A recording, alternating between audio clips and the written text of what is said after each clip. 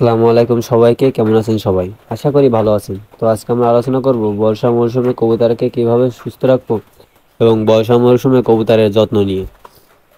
তো অনেকের কবুতর বর্ষাকালে অনেক কবুতর মারা যায় এবং অসুস্থ হয়ে যায়। তো সেক্ষেত্রে আজকে এই ভিডিওটি নিয়ে আসলাম কিভাবে আপনারা কবুতরকে বর্ষাকালে সুস্থ রাখবেন এবং কবুতরের যত্নগুলা কী কী।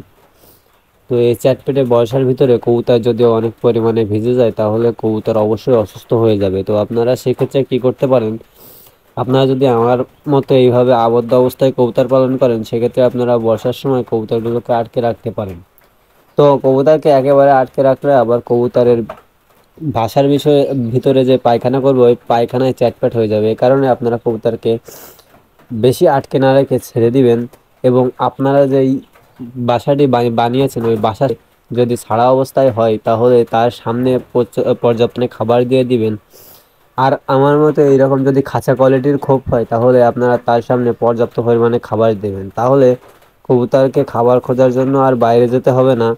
সেক্ষেত্রে কবুতর আপনার ভেজা থেকে বেঁচে যাবে, ভিজবে না কবুতরগুলো, সেক্ষেত্রে অসুস্থও হবে না।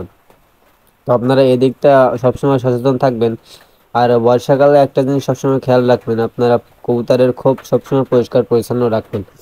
যখন কবুতর ভিজা অবস্থায় কবুতরের বাসার ভিতরে ঢুকে যায় তখন আপনার যে কবুতর যে পায়খানাগুলো থাকে ওইগুলা তাদের গায়ে পানি দিয়েই ভিজে যায় এবং চ্যাটপেটে হয়ে যায়। তো সেক্ষেত্রে কবুতর তাড়াতাড়ি অসুস্থ হয়ে যায়। তো আপনারা যদি কবুতরের খুব বর্ষাকালে পরিষ্কার পরিচ্ছন্ন রাখেন সেক্ষেত্রে কবুতর অসুস্থ হয়ে যাবে না। এবং আরেকটি বিষয়, কবুতরের খাবার পাশাপাশি কবুতরের খোপের ভিতরে আপনারা পর্যাপ্ত পরিমাণে বিশুদ্ধ পানি দিবেন। বিশুদ্ধ পানি না দিলে কবুতর যদি বাইরের ময়লাযুক্ত পানি খায় তাহলেও কবুতর অসুস্থ হয়ে যেতে পারে।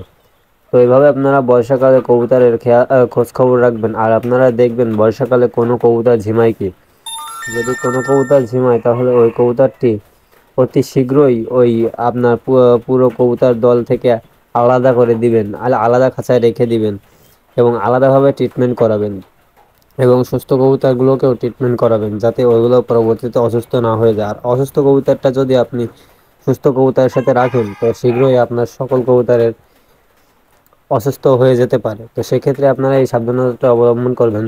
তো আজকের ভিডিওটি এ পর্যন্ত। এই ভিডিওটি ভালো লাগলে অবশ্যই আমাদের চ্যানেলটি সাবস্ক্রাইব করে আমাদের পাশে থাকবেন। আর যদি ফেসবুক প্রোফাইল থেকে দেখেন তাহলে অবশ্যই ফেসবুক প্রোফাইলটি ফলো করে আমাদের সাথেই থাকবেন। ধন্যবাদ। সবাই ভালো থাকবেন, সুস্থ থাকবেন। আল্লাহ হাফেজ।